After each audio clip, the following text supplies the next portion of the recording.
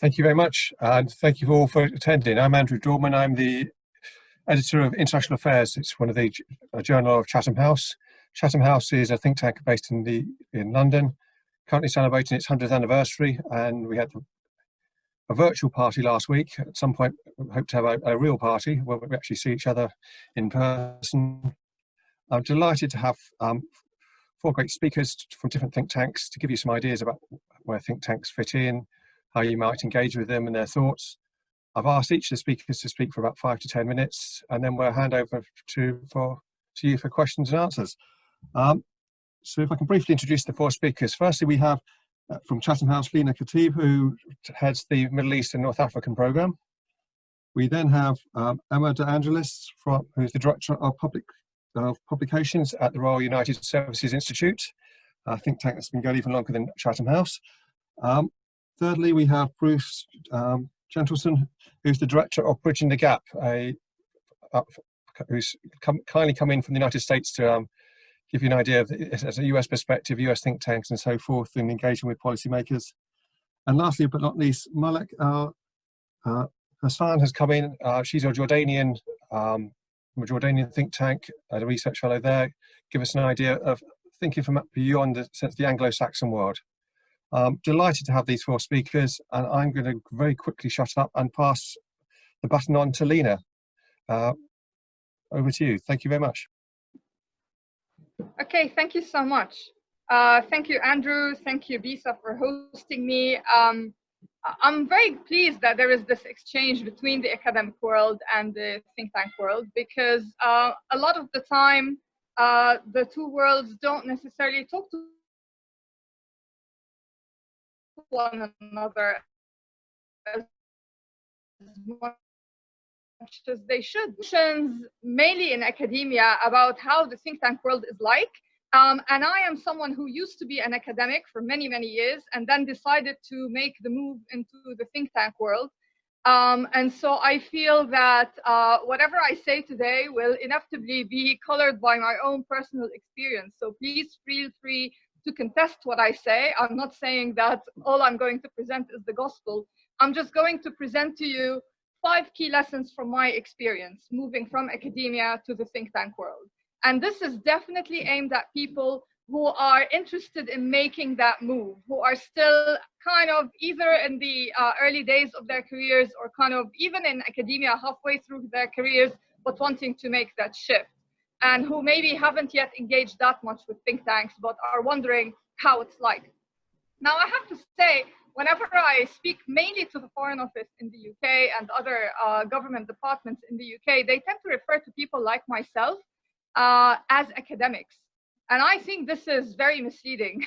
We're not academics, some of us are, but not everyone in a think tank world is an academic. Actually, these are two different worlds that can intersect, and I think should intersect. And I have to say, in all honesty, as someone who worked in the US as well as in the Middle East and the UK, I think the US does a much better job at the crossover than people do in the UK. I have to admit, and we can talk about that more. So in terms of my own experience and what I learned from it, the first lesson I learned is don't quote Foucault or Derrida or I don't know, I mean, you name it. You name your favorite theoretician. If you're gonna make a point, you don't need theory in the think tank world. And this is a huge point of departure between the way academics present their arguments and the way we in the think tank world present our arguments. You don't need to have a literature review before you make a point. Just make the point. You don't have to have a theoretical framework. You don't have to use words like indeed and therefore quite a lot. Just say it. And I know a lot of academics, and I'm saying this from my own experience, feel a bit hesitant to do that because they think, oh, but you know, then I'll be regarded as just saying things. Well, welcome to the think tank world. So that's the first lesson. The second lesson I learned is write. But not academic writing, although academic writing is very, of course, important if you're an academic trying to get ahead in your career, as I had to do, you know, writing journal articles and book chapters and all that. No, this is policy writing. Policy writing is a whole different beast. Get yourself familiar with the format. It's not the same format. I mean, again, you don't need to have theory. You need to put your arguments at the top rather than at the very bottom after having presented, you know, all kinds of findings. Just say it and then pack it up. It's short, to the point. Again, a lot of academics I for example, commission right now to, you know, write short pieces for us and to go over the word limit by 100%, just because they're not used to writing 600 to 800 words to make a point. Get used to policy writing as much as you can is my advice. The third thing I learned is don't be a generalist. If you're trying to make it into the think tank world, don't start off by being a generalist. You can do that later in life. Once you kind of get there, you can branch out and do other things. But I think if you're competing in this very crowded space, it's very important to find a niche and be very good at it. Be the person who is really good at something that not many other people know much about, and be deep in this knowledge. And then you can branch out later to other things. I cannot stress this enough, because you might think this actually limits your options. And if you kind of do lots of things, you'll have more options. Actually, I would say it's the opposite. It might take you a bit more time to find the right match for your niche, but once you've found it, you'll be the go-to person for that thing. And that's your anchor. And then you can do other things, you know, based on that later on. The other thing I will say is network. It's so important to network. I have to say, I get emails on a regular basis from up-and-coming researchers who want a job. And I can tell you in all honesty, I tend to ignore these emails, because that's not how it works. If I haven't heard of you, if I haven't come across you in a conference, if I haven't seen you ask that one amazing question that makes me think, who is that person asking that really interesting question? Chances are I'm not really going to be very interested. I'm sorry, I'm being very straightforward. As I said, academia may be a bit more kind of less straightforward in the way we do things. But in the think tank world, you know, it's a very different beast. We don't look at your CV necessarily and think, oh yeah, this person looks good on paper and maybe we should give them a chance. Chances are you have to be in the circle. How do you get to the circle? I mean, here I'm selling Chatham House a little bit. Join Chatham House, become a member and show up. Even if it's not Chatham House, join Rusi, you know, show up at their conferences, show up at all the events in which people who work in the think tank world hang out at. And this is how you start meeting people. There's lots of free events out there. If you don't have money, you don't have to even become a member of anything. Just be around, network, talk to people, ask them about their interests, tell them about the good thing that you're at. This will help them notice you. Networking is super important in this domain.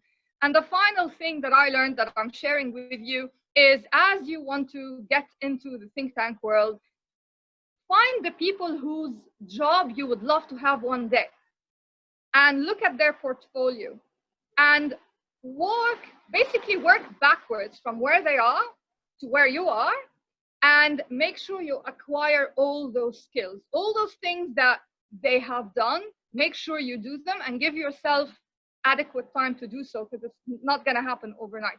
Personally, when I decided to move from academia to the think tank world, I gave myself 3 years. During those 3 years, I was pursuing all the things I told you. I was networking. I was learning how to write policy. I was hanging out at all the events I could hang out with, I joined Chatham House at the time, as well as other think tanks. And I did all those things, and it worked. So, so these are the 5 lessons that are very personal, and feel free to contest, as I said, but I hope they've been useful.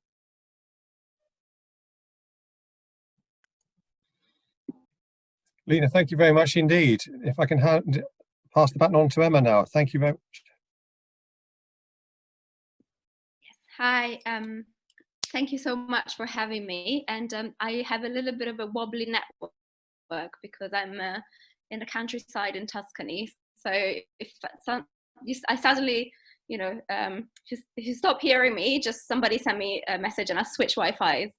But yes, a pleasure to be here, and you know, looking forward to everyone's questions. And I think you know, some of the things I'm going to say now probably echo some of the things that Lina just said, and perhaps some are kind of like, you know, complementing some of what you had to say.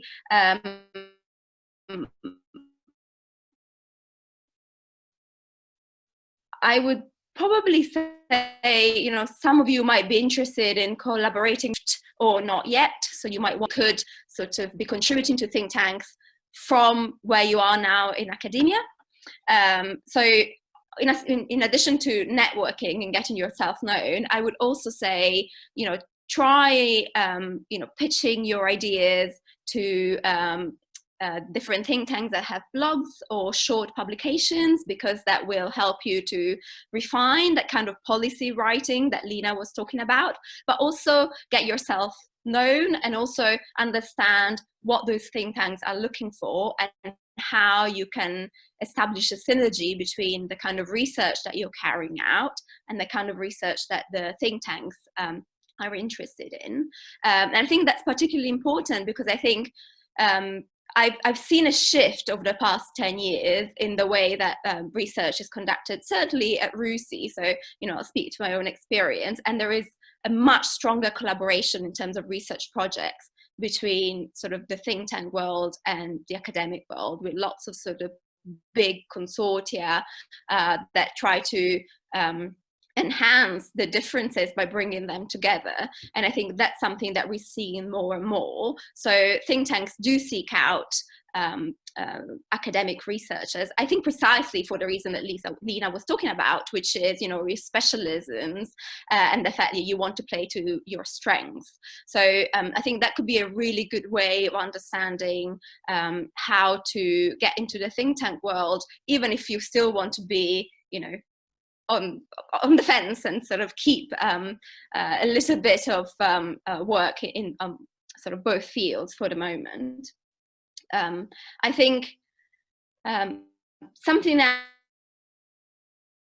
else that I would really recommend is definitely look at the kind of projects that think tanks are working on, but don't necessarily assume that the policy world is unaware of the kind of research that's going on in academia. We have had a few sort of mishaps with, you know, when there was a mismatch between what academics assumed that think tankers were interested in and our policy audience was interested in, and kind of thinking that they needed to dumb things down. And that's very different from having an accessible way of speaking or communicating or writing. I would say that actually there is a thirst for very specialist, very sort of high level knowledge. It just needs to be conveyed in a way that's useful for somebody who has very limited time. So I think that's the trick, using those strengths and being able to convey, you know, your knowledge in a way that's accessible, fast, and can capture someone's attention. But I would say for sure, try and get in touch with the people at think tanks that whose work you admire, whose job you'd want, and don't, you know, feel free to ask for coffee chats if you don't see anything that, you know, speaks to you, but the general idea or the general concept that they're working on is interesting, because I think, you know, people are always on the lookout for these collaborations, especially for the big projects. I think one other thing that I would say is also be aware of how your skills are transferable. So not just in specialist terms for your subject matter, but also in terms of the kind of research methods that you've applied, because there is sort of a thirst for that, I think, more and more. So there really is a bit of a shift away from that kind of like elite interviews, if you want, or access to elites, because in a way think tanks already have that. They want to be able to complement that with a different kind of research and thinking, and certainly you know, play to your academic strengths. But in my experience, people who do make the shift from academia usually have other skills as well, whether that's fundraising or project management. There is definitely a desire for people who can not just multitask, but do sort of a variety of different sort of play a variety of different roles within that kind of broader research remit. I think those would be the main things that I would say, but definitely always try to play to your strengths. And I think don't shy away from approaching people and also pitching ideas. It might be that a think tank doesn't look like it's doing research in your area, but actually they're probably eyeing the next big thing. And they might welcome a sort of pitch that says, I think this will be really relevant in 2 years' time. It might be that that's the exact match that they're looking for. I think that's all for now, but looking forward to questions. Emma, thank you very much. And if I can hand over to Bruce, who's kindly zoomed in from the other side of the pond. Bruce, over to you. Yeah, thank you very much. Thanks to BISA and Chatham House for the invitation. And actually, let me make a plug for what Lina was saying about Chatham House. I mean, over the years, I've done so many different kinds of events there. Some have been with businessmen and diplomats. Some have been about books with BISA and other academics. About a year and a half ago, I did one with your Queen Elizabeth Institute. So for those of you thinking of getting involved, both as participant and opportunities to connect to various policy audiences, this is an unpaid plug, but it's a great place, and I miss being there. So just a word about Bridging the Gap. So as Andrew said, I'm actually one of the co-directors. There's a team of 6 of us that run this project, and some of you may be familiar, but very much relates to what we're talking to. We've been established now for about 15 years, running a wide range of programs, not just for American academics. We have a number of international, British, and other participants in our programs. And the whole notion is bridging the gap, ways to connect the academic and the policy worlds. We do training for PhD students. We do faculty institutes. We publish a book series with Oxford University Press now called Bridging the Gap book series, which is actually 4 books, largely by academics, but they're policy relevant. They're not, bullet pointed briefings for the Pentagon. You do these 5 things and the world will be wonderful. But they're also not 3 paragraphs at the end of 230 pages, which is a lot of the academic literature. So the website's bridgingthegapproject.org. I encourage anybody to look at it as it may fit your interests, send us inquiries and the like, but it's very much what we do in our work with think tanks and others. Let me just make 3 sets of points. One is sort of the general context. Second is about the DC and US think tank world particularly.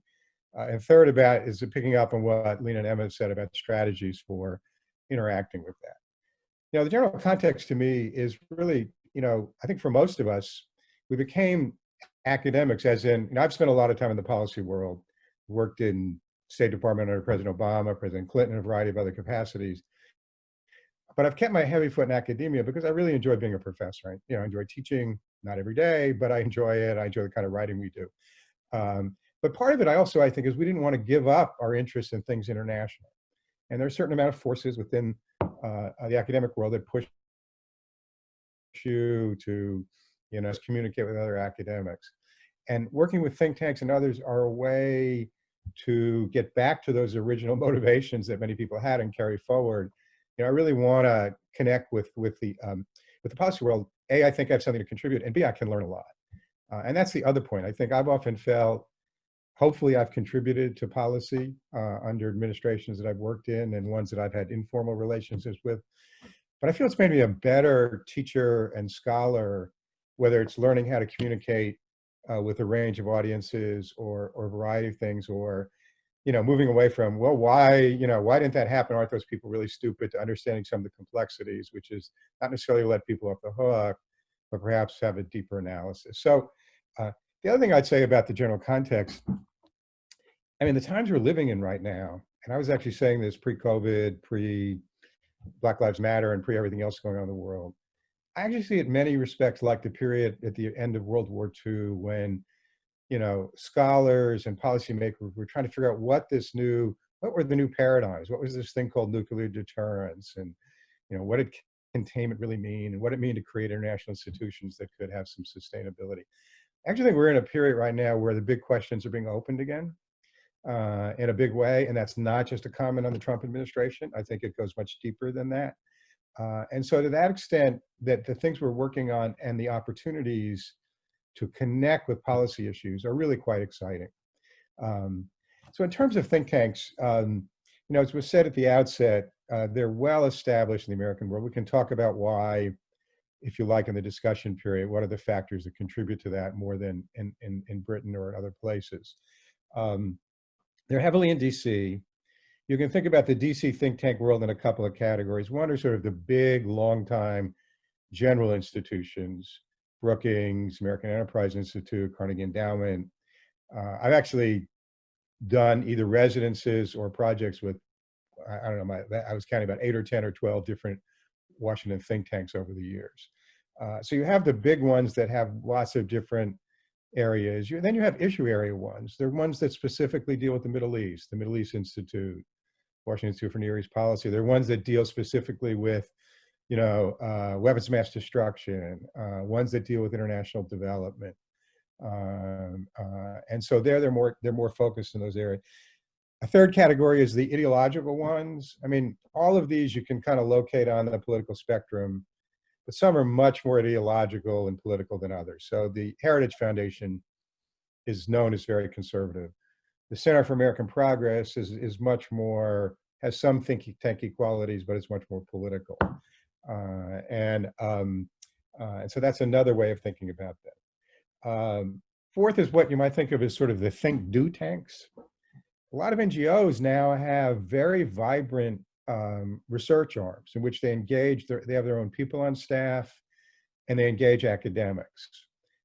Mercy Corps is an example. A good colleague and friend of mine is the vice president for research there. And they're out there in many parts of the world doing conflict resolution, humanitarian work, doing lobbying in Washington, as well as conducting their research. And then lastly, just in terms of categories of the non-DC ones, they're not all in DC, some are in New York, some are in the Bay Area. In fact, what it takes to call yourself a think tank these days is a little bit like in universities where somebody has a center and it may just be a plaque and one or two. But that's actually quite useful. There are people who are entrepreneurial in this world, and there are many think tanks.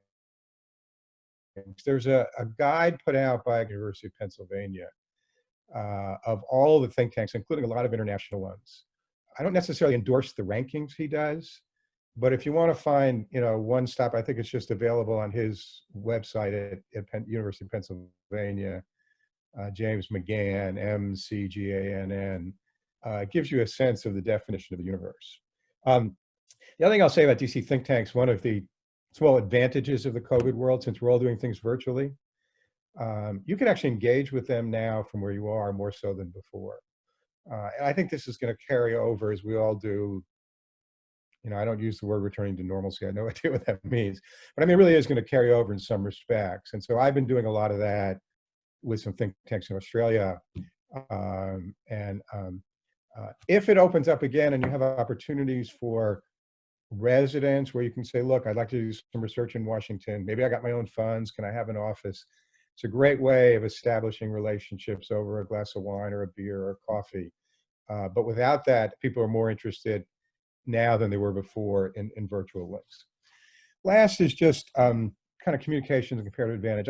I really endorse everything that Lina said about writing. Sometimes we use words we make up or words that are 6 or 7 syllables as our own convenient rationalizations to look smart when we really aren't explaining ourselves very well. That's all. I've done it, probably all have done it.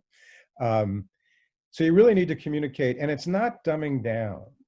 The nature of communication is, what is my audience? How do I teach a subject to undergrads, and how do I teach it to master's students, and how do I teach it to PhD students? None of those are dumbing down. They're just, the responsibility you have as someone with an idea to try to make sure you get across to an audience. And so there are ways you write for policy audiences that, again, come back and say before, make you a better writer, I think. I will say, though, that you want to still stick with the comparative advantage we have as academics.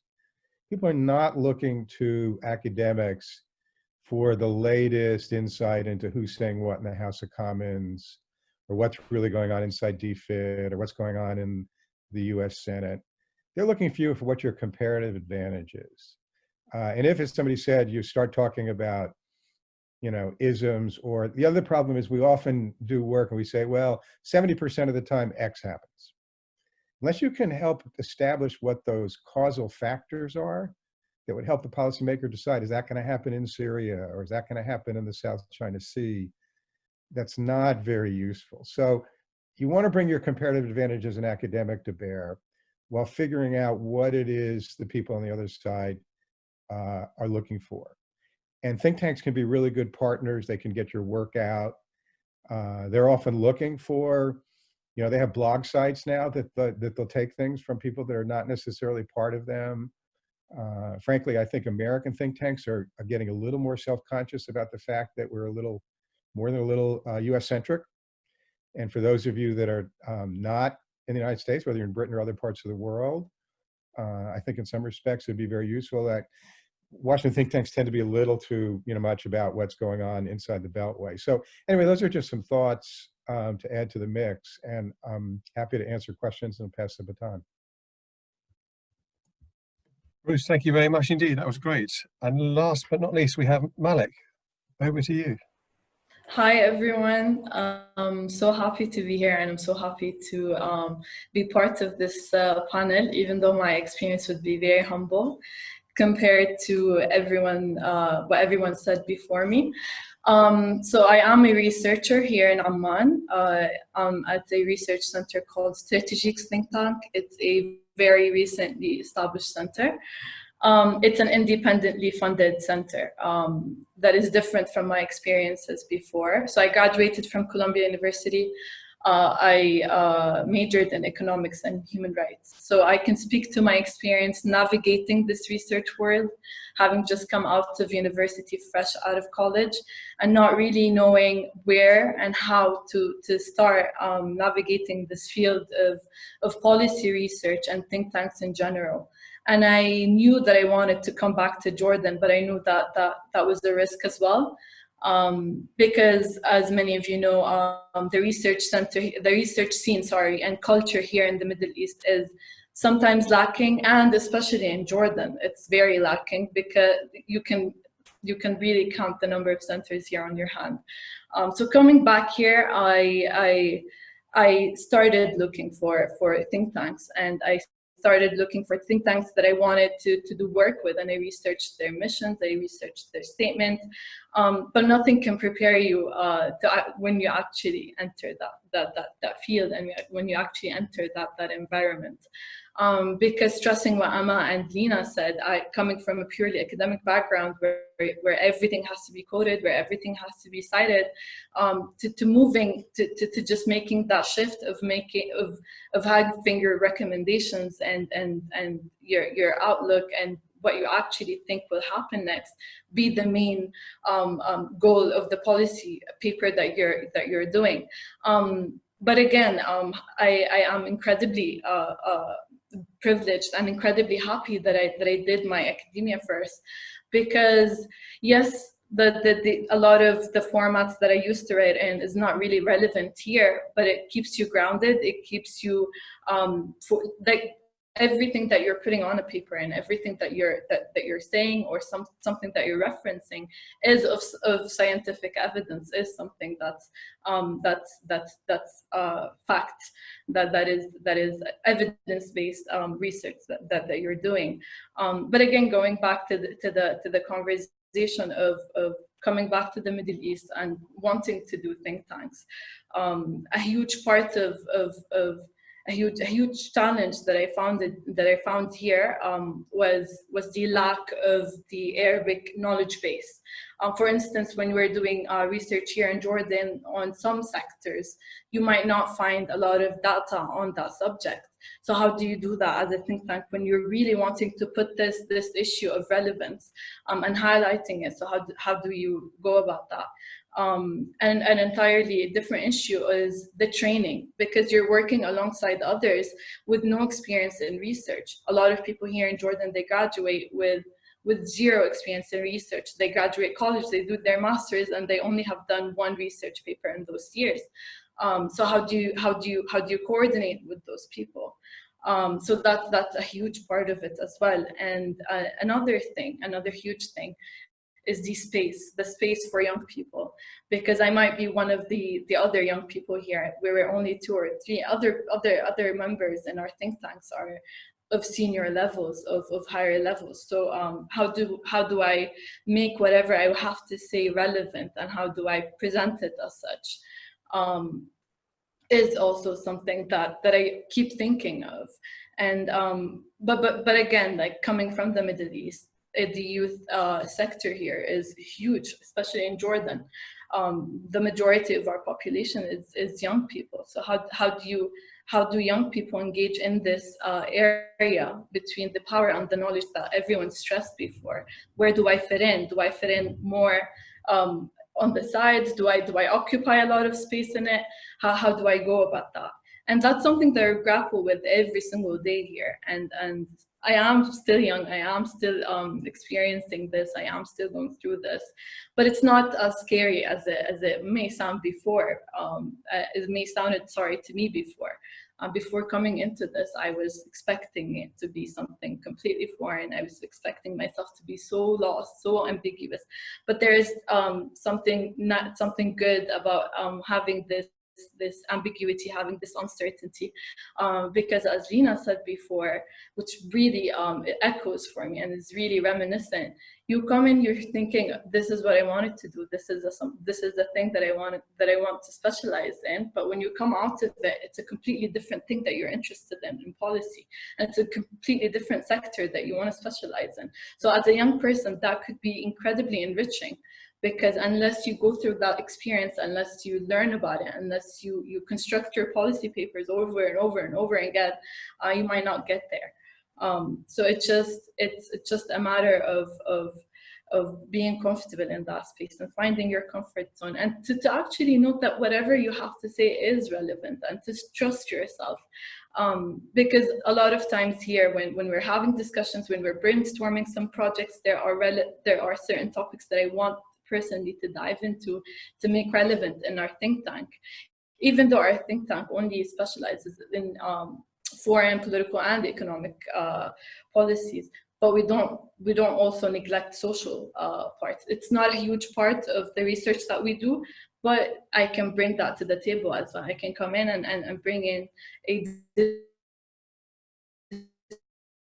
discourse of sort that I want, that's completely encouraged, because your voice as a young person really matters, and the core of every think tank and the core of every research center is the relevance of it, and what relevant issues are being brought up and are being discussed and discussed, and to bring in your own perspective.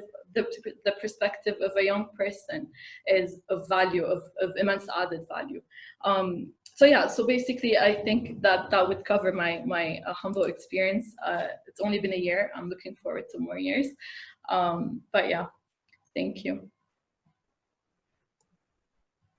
Mallak, thank you so much for rounding us off on a really interesting perspective as someone who's quite new to the think tank world and how it's working out for you.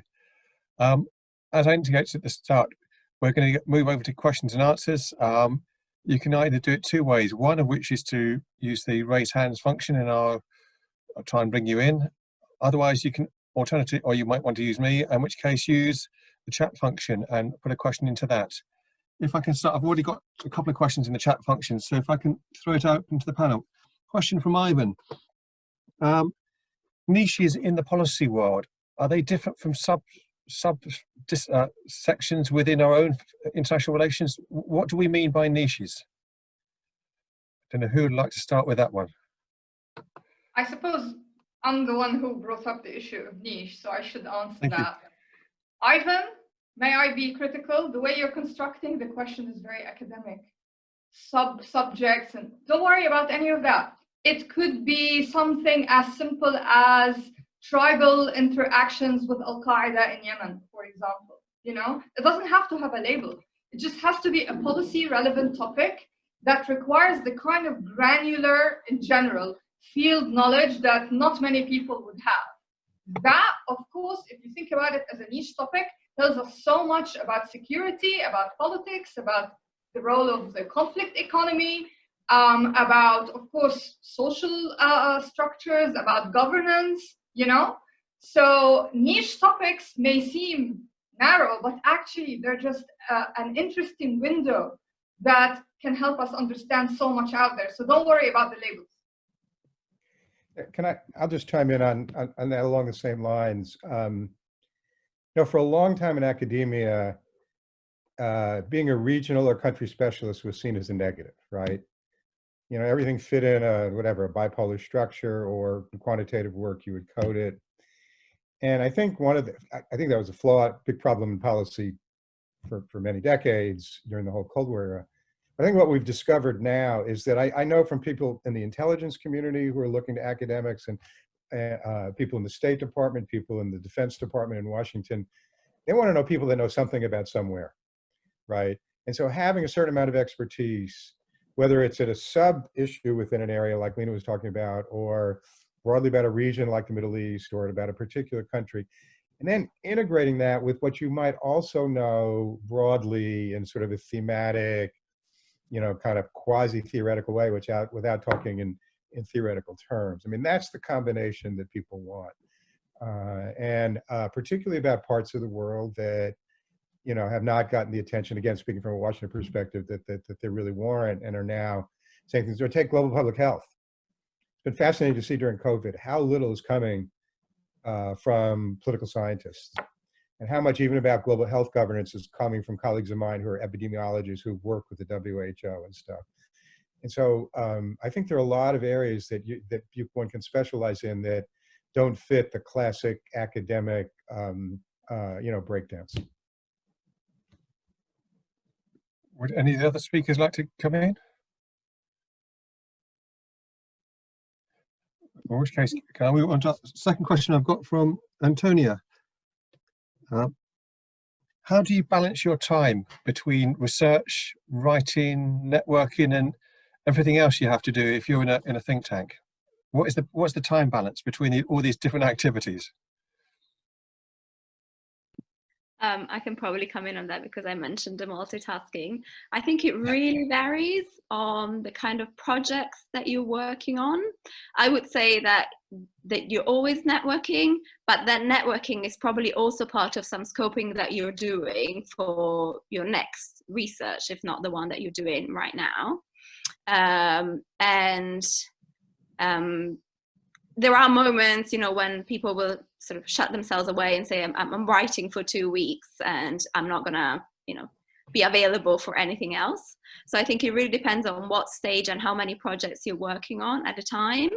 I would say that, you always have to be alert, because if something comes up in the news, then you probably, no matter where you are, be asked to comment and sort of be ready to write op-eds or go discuss. So that's something that can always happen in the background, and then you might have 2 days in which you do just that.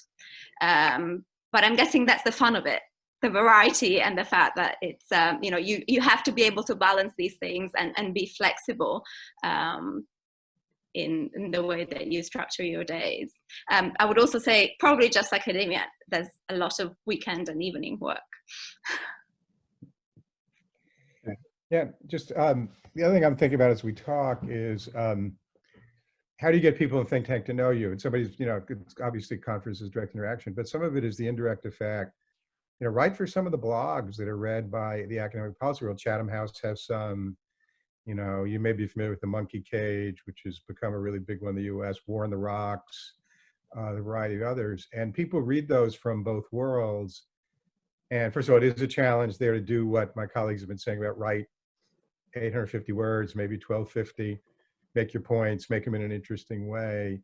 And somebody else sees that and they say, oh, let me follow up with that.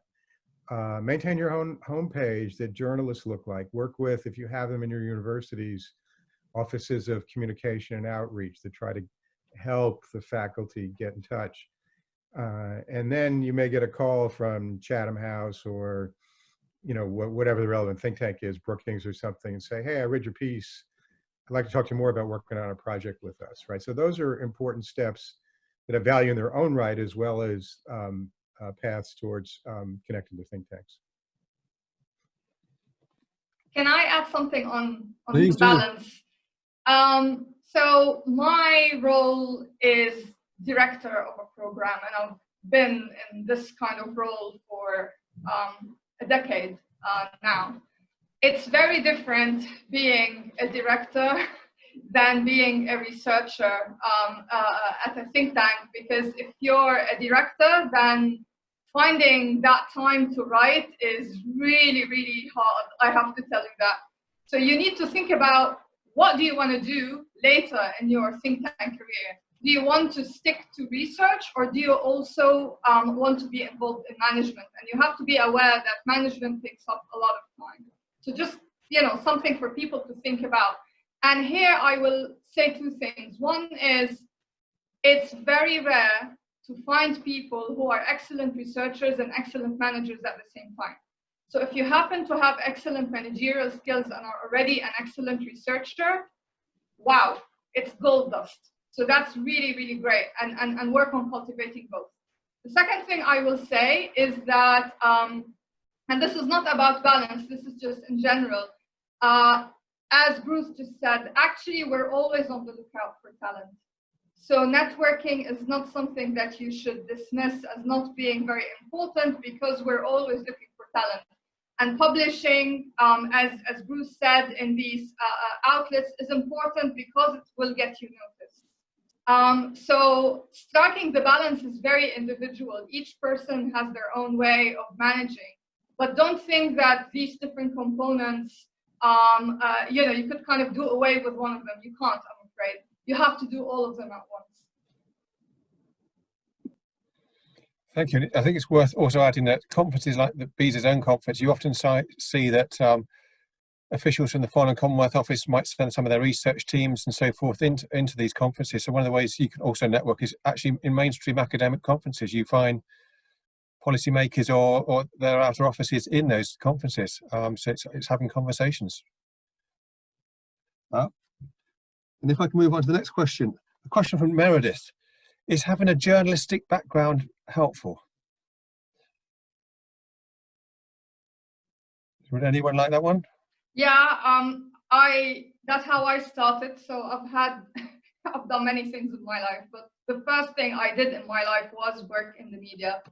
And this has been so important because I'm very much into and in investigating, who's doing what where is something that I learned in my previous life in journalism. Although at the time I wasn't an amazing journalist by any means, but it's amazing how the skills stay with you. Also, learning for example, how to speak in 30-second sound bites. Because I used to be a radio presenter.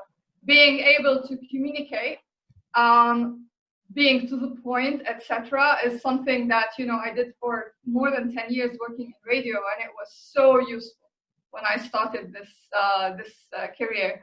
And also, of course, practicing writing. If you're that kind of journalist, definitely journalism writing is, again, not the same as think tank writing, but again, think tank writing combines a bit of academic writing and a bit of journalism writing, but it's mainly, policy is its own identity. So absolutely, it's highly relevant, but not, you don't have to start that way. But basically, it's all about your skills. Just think, whatever you're doing, what are the transferable skills that would be relevant to the think tank world? This is how I would approach it. One of the things we do at our International Policy Summer Institute, which is a 5-day program we run under Bridging the Gap auspices for faculty, all ranks, junior, senior. Didn't run it this summer because of COVID. But we do a media training.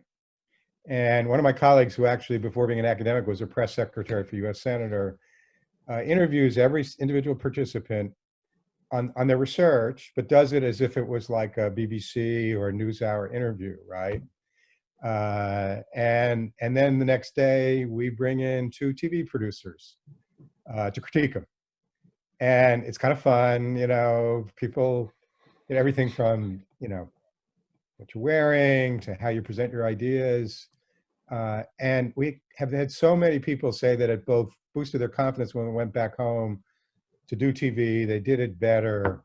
But it's a real skill development that, again, is not out of our reach. It's not taught in grad school, but it's something really valuable to have. And And there are a variety of ways to do it. And a lot of universities in the United States have media departments now, which do their own workshops on campus on writing an op-ed for all disciplines. And again, you have mutuality of interest with those people if they're in your university, because when they do their annual report to justify their positions to their whoever in charge of their budget, it's how many faculty from this university did I get op-eds placed or got media interviews with. So, you know, it can be a little painful at first. You know, I have some stories, but it's really worth doing. And I think then you feel you're getting ideas out in another kind of way. Yeah. Any other speakers? In which case, can we move on to a question from Hannah? In the academic world of publish or perish in journals, are these publications taken seriously when looking for think tank roles, or should we try to rewrite these academic articles into shorter, more bite-sized papers for think tank audiences? Let me go ahead and lead on that and then pass it on for a couple reasons. One, one of the things that all of us find is you know, whether it's, I don't know if I call it bite-sized, but if you're working on something, there are many different permutations of it that you can do, and rarely have I ever written something for a think tank or congressional committee or blog site that wasn't related to something I was writing for an academic purpose, right? So I think it's not necessarily either or. I know in Britain you have the REF exercise, which has its pros and cons. In America, so my home faculty position is at Duke University, and we've actually been going through a process the last couple of years of trying to figure out how to integrate public scholarship into the tenure process across disciplines. Public scholarship defined as things that tap your scholarly expertise, but are written not necessarily principally for academic audiences, whether you're a chemist or a political scientist or an anthropologist or whatever. And we found that people who come through our programs, I can't say, you know, we always tell people that you have to do this in addition to your academic work. You can't substitute for it. But I think people are beginning to realize that it's important. And my own sense of where the university world's going to go in the next 10 years, particularly coming out of COVID and the other things we were talking about, is there's going to be a great deal for people that can be good scholars and engage more broadly. Frankly, as the university budgets may get cut, you need people that have more skill sets. So we never advise people to just write for foreign affairs and not for international security or whatever. But again, going back to why you do the work you do, one of my colleagues, Jim Gaugar, often says, look, you know, if at 9 o'clock at night you're done with your academic work and you're going to watch some junk TV, nobody would think twice about that. What if you've carved out some time in your day to do something for a blog or something, right? So there are different ways. It's another aspect of balancing, but it can be really helpful. Anybody else like to come in here? No, just to echo what Bruce just said, I think it is really helpful. I think it does count, and I think it goes back to what somebody else was saying earlier about showing that, you know, your work is evidence-based, and you can slice it lots of ways. So, you know, you can also you know, write for things like The Conversation if you're not writing for a specific think tank blog, just to get yourself known to a broader audience. I think the important thing again is to be flexible and to know that you can you convey that same information in 500 words or 1.5 minutes. And if I can come in, I entirely agree with what both Bruce and Emma have been saying. It's about understanding which audience you want to engage with and which is the best mechanism or means to do so. And it's interesting, as academics, we're having to spend more time looking to try and raise grant money. And one of the things grant funders are now looking at, it's about impact factor, it's about policy engagement. So in a sense, there's a real drive from the funders to make sure that academics actually engage with the think tank, the policy making world. And if I can give you one analogy, in international affairs, we had a special edition on the liberal world order. We had some great theorists talking about the liberal world order and whether it's coming to an end and the debates going on there. And we did the launch of the special edition at Chatham House. And the audience was basically split between two different groups. One group was PhD students and theoreticians from academia thinking about those great ideas. The other half of the audience was merchant bankers. Now, not the two groups who don't naturally come together, but they were both basically looking at what's the future? Where's this headed? Is the international order coming to an end? Liberal order as we know it, how's it going? And both merchant bankers and theorists both wanted the same answer. So no matter what we do, actually, a lot of what we do has a real policy making element to it. And it's just working out how you convey that message and how you engage with other people. But probably too much from me. Next question is, how easy is it to move between think tanks and academia?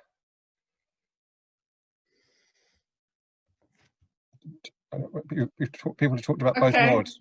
Yeah, I mean, again, I don't know about my fellow panelists, whether any of them made that move that I made. I mean, it's not how easy or how difficult. You just need to be very aware of what the think tank world requires and make sure you have those requirements. And as I was saying in my opening remarks, make sure you're realistic about giving yourself enough time if you're going to make this shift to have that transition, because it's not going to happen overnight. And just because you wrote an amazing thesis doesn't mean that the think tank world will necessarily find you interesting. So it takes a bit of time for you to establish a profile. But having an academic background is an asset. And I actually encourage anyone who's in the think tank world, for example, these days, who doesn't say have a PhD, I highly encourage them to do a PhD, because I think the critical thinking and rigor that come with doing a PhD is hugely important. It's a very important transferable skill in the think tank world. So it's as easy as anything. You just need to have the credibility, and for that you need to, as I said, have awareness of all the things you need. So for example, you need to have some media experience one way or another. You need to have published these accessible short pieces to show that you can do policy writing. You need to have been in the region that you're researching to show that you have contacts in the field. Whatever you're doing, whether it's working on institutions, having institutional contacts, or working in the field, having those kinds of contacts. Talk to people in the think tank world as much as you can, be visible, interact. All those things can be done no matter what you're doing in your career. And lots of people actually in the think tank world, believe it or not, have degrees that did not necessarily equip them at the time to be doing the jobs that they're doing right now in terms of subject. But in terms of transferable skills, it's a whole other story. So there are people with literature degrees, philosophy degrees, chemistry degrees, you name it. So I don't think, just be creative and think about it more from the perspective of skills. And just to go back to your second, what Andrew said, I mean, it's a paradox of us as intellectuals that somehow there's a little bit of socialization that even though we're intellectuals with different ideas, we really only want to focus on one type of intellectualism, which is called political science or another discipline. And so, if you think about that paradoxically, what we're talking about is being more of an intellectual, right? Whether it's reading journalists and engaging with business people.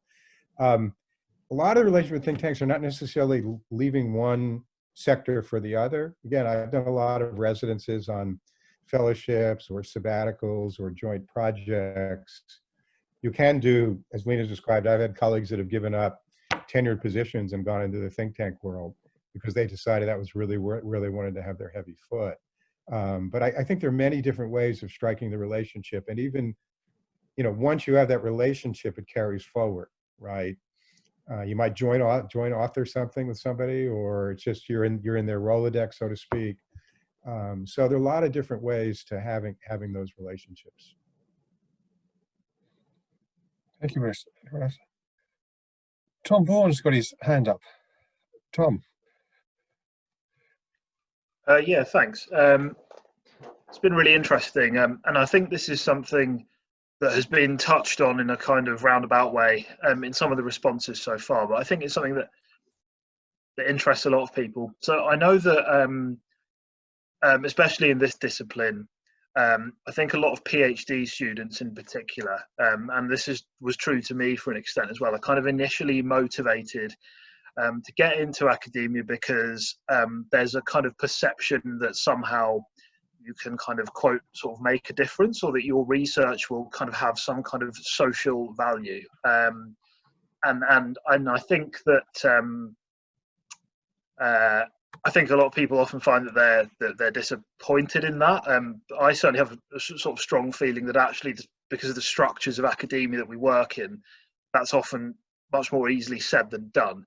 And I can imagine that also that there must be similar motivations for a lot of people who go into the think tank world as well. You know, kind of if you're a younger person, you're a recent graduate, and you go in with a kind of sort of starry-eyed vision of, you know, making the world a better place. And I wonder if anybody can speak to experiences of kind of having a sense that you're kind of doing something, or whether there are also kind of structural things, and because you're working within the policy environment, which is maybe more restrictive in terms of where your thinking can go, whether there are kind of similar obstacles to pursuing that kind of career as well. I think I've expressed that clearly enough, but let me know if not. Great question, Tom. Who'd like to tackle that one?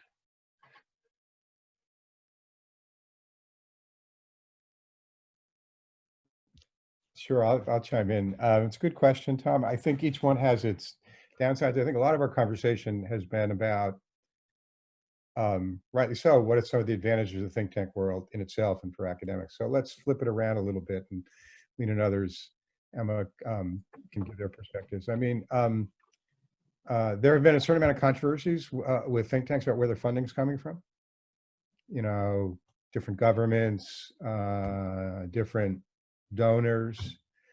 It can be an issue in universities too, but there have been some, you know, fair amount of that in Washington. You've probably seen press stories about it, or you can find them online. That's an issue. Sometimes individual researchers have to do a fair amount of raising their own money from, you know, grants and stuff. In universities, you know, you have to do that more as a supplement, at least in our fields, than you know, clinical medicine and other you do. But so those are some issues. And I think, I don't know, it's interesting. I don't want to over stereotype, but I'm feeling now, I spent a lot of time in DC, and now I go back, well, I went back and forth recently. I feel like in some ways, it's a little bit Andrew's notion of the liberal order. There's been, my pet peeve lately is the so-called bipartisan consensus on the China threat. I just feel like, you know, we're going down a path here that forgets the lessons of history about overestimation and misestimation of threats. And you've got, I was doing a little survey just looking at Washington think tanks the other day, how many events they've had in reports in the last few months on COVID as COVID, what does it present as its own issues, and how many have they had on how it affects US-China? And I've been struck by how many of the latter. So I feel like sometimes there's a little, as there is in universities, you can go to a certain kind of academic conference, there's a lot of groupthink that goes on, right? And I think that can happen in the think tank world. I'm not saying it happens more. I just want to kind of do a net assessment here of what might find there, that there are a lot of positives, but those are some things I think that one has to wrestle with. Thank you very much. Thanks. Anyone else want to come in? I just want to ask Tom, just to confirm, is your question ultimately about potential to make a difference? I think so, yeah. I mean, I don't personally see myself kind of going into the think tank world, and what I like about academia is I think that I get the sense that the boundaries of kind of thinking and kind of theory, because in academia you can kind of play around with theory and you're not limited to policy stuff. I think you can do that, but I wonder if I'm kind of asking about that, the kind of trade-off between that and having an impact on policy, which I think is quite often what academics kind of want to do but find that they can't do. And I ask because I think that's probably something that, especially for early career and PGR people, is kind of at the back of their mind. So I'm kind of, yeah, like asking about the kind of trade-off between those two things, with the broad aim of kind of having some kind of social impact. Yeah, I can tell you, I became, I mean, as I was saying, I started my career in journalism, and I was living in Lebanon at the time. And although Lebanon is meant to be one of the freest countries in the Arab world in terms of freedom of expression, there were still red lines. I was subjected to censorship. And I thought to myself, actually, what's the freest domain I can be in which I will get to write whatever I want? And it was academia, and that's why I became an academic. I realized, I mean, all my life when I was a kid, I thought I wanted to be a journalist. But then I realized actually academia is where real freedom is, and I still wholeheartedly believe that. Because in academia, as you know, if you write something, as long as it's well argued and well cited, you can publish it. There's no politicization when it comes to journals accepting your article. It's generally double-blind reviews, you know, and that is very important. And yes, there have been some issues with certain universities maybe accepting grants from dubious donors or whatever, but in general, in the West, I'm talking, and here we have to make that distinction. I'm talking about the UK, I'm talking about the West in general. Sadly, I will say a lot of places in the Middle East, for example, are not as free, but academia in general is free. So yeah, that's great. You can say what you want, you can be critical, etc. Will this make an impact on policy? Sadly, I would say not really. Who's gonna read your amazingly cited journal article? Probably the reviewers and the editor and your peers and maybe students. Sadly, you know, it's not gonna be widely read, and that's because most journals tend to require a subscription. Not many people will want to pay, la la la. So it's not gonna really get out there as a pure academic product. Of course, you can do extra things like write blog pieces or whatever to get the ideas out there. But even then, does that translate into impact? Again, I would say not necessarily, right? Okay, so you can go out of your way and network with the policy community and say to them, listen, I've done this rigorous research, it's published in an established, reputable journal, and here's the accessible piece, and I can tell you this and that about it. Does that constitute impact? Not necessarily. And here is where, as someone in the think tank world, I can tell you, we have exactly the same experience. We may not have published the amazing journal article, but we've done everything else, and we've done this engagement. Does this necessarily constitute impact? Not necessarily. And the think tank world, partly because I felt that I wanted to be more connected and closer to where power is at. And then you realize, actually, in a lot of the cases, the policy makers will just do what they want. They may listen to you, but they will not necessarily take on board what you tell them. Sometimes they listen to you just to tick a box and say, we've consulted widely, we've listened to alternative voices, we've heard from voices from the region. You know, academics have told us this and that. Sometimes we have to be careful. They seek out voices from the think tank world or even the academic world that will tell them the things they want to hear. So they are very selective sometimes in who they choose to listen to. This happens a lot in the US, I have to say, as someone who lived there 4 years and engaged in this world. But sometimes they do listen to those who don't agree with them, but they will not necessarily take us on board. Now, does this sound very depressing and make the whole thing sound useless? I will say not, and that's why I remain in this domain. I think at the very least, all the stuff we're doing, whether it's an academic journal article or a short piece or whatever it is, a conversation, we're holding them accountable. Even if we can't change policy, at least they can't say no one told us, we were not informed, we did not know, they have no excuse.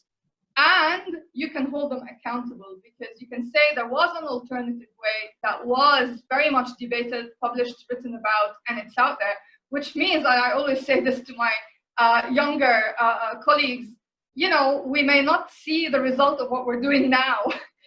Maybe the result will come a few decades down the line, but it's still worth it. So I think it's worth it, but we just have to not think of impact in a very linear way. That's great. Thank you very much.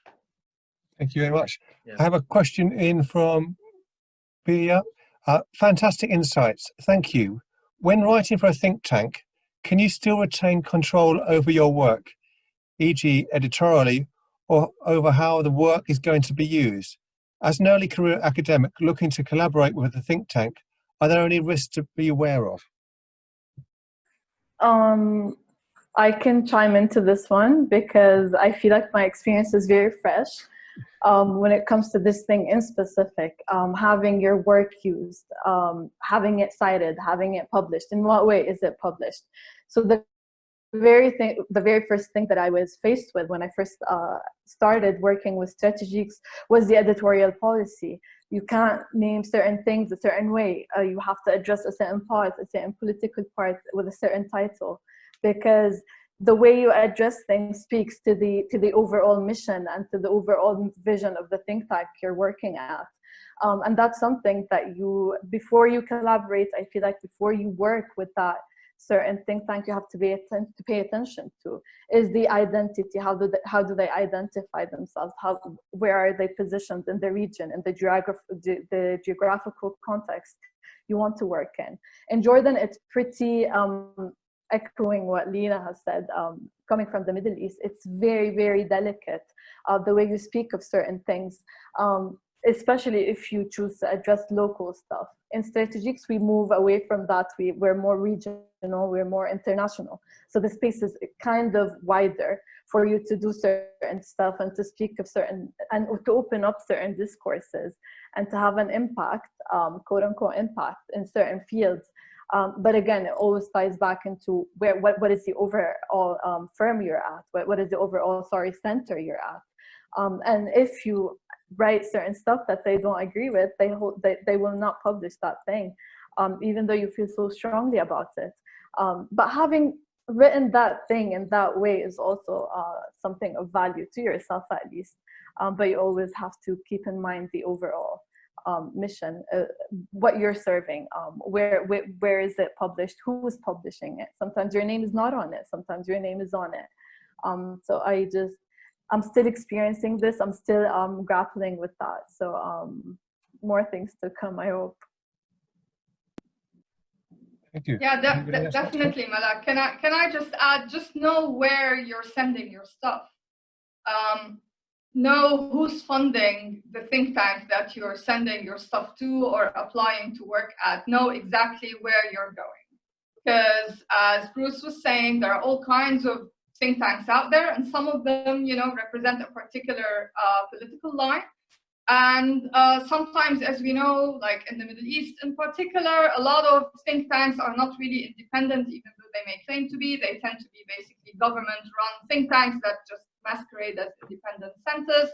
Some tend to be international, yet have funding from particular governments with a particular perspective, and there are red lines that are declared or undeclared. So just do your due diligence and know where you're treading.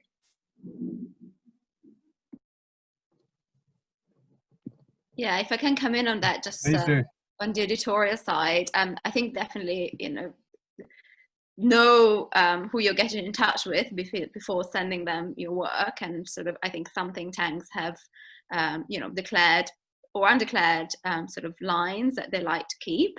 So it's up to you. In our case, we go out of our way to say that there isn't a single sort of institute imposed line, and that at the end of the day, whatever we publish is the author's opinions and nobody else's. And we like to keep that kind of independence. If you're working for a think tank, then again, it really depends on who is funding you and what kind of relationship you have with that funder. Some think tanks, for instance, we say, we retain the right to be fully independent in the research and its findings. And so, we retain the right. We will not share what we are going to publish with the funder, but others might have a different policy. So you really need to be careful and understand that, I think, before you make that commitment. And feel free to ask. I think, people sometimes make assumptions, but I think it's really worth making that clear before you embark upon sort of some kind of like writing or research commitment. Thank you very much. I think we might have run out of questions. We've got lots of people saying thank you so much for our contributions and the fascinating insights that all four of you brought to us. I mean, on behalf of both BISA and Chatham House, can I thank you all so much for your participation and in engaging this, and also for the questions from the audience. I'm going to, otherwise, I think we are almost done. I don't know if Tom has anything else he wants to say as part of the network before we close. I don't think so at the moment. I mean, yeah, just to say thank you so much to everybody who's contributed, because I think it's really important to for our members to be aware of the kind of the potential of, you know, of a career in the policy in the think tank world, because it's something that often kind of we tend to kind of push to the side or talk about as an afterthought, or, you know, something that you do, you know, if academia doesn't work out for you. And I think it's really important that we kind of show our members, you know, that this is a really big and vibrant world, and it's a really good alternative, you know, to going down the kind of increasingly kind of congested and difficult academic career route as well. So, you know, this has been fascinating, and I've learned a lot, and it's given me a lot to think about. So thank you very much. Yeah. Bruce, Emma, Lina, and Mallak, thank you so much for your contribution to this. And I think with that, we'll draw stumps, as they would say in the United Kingdom.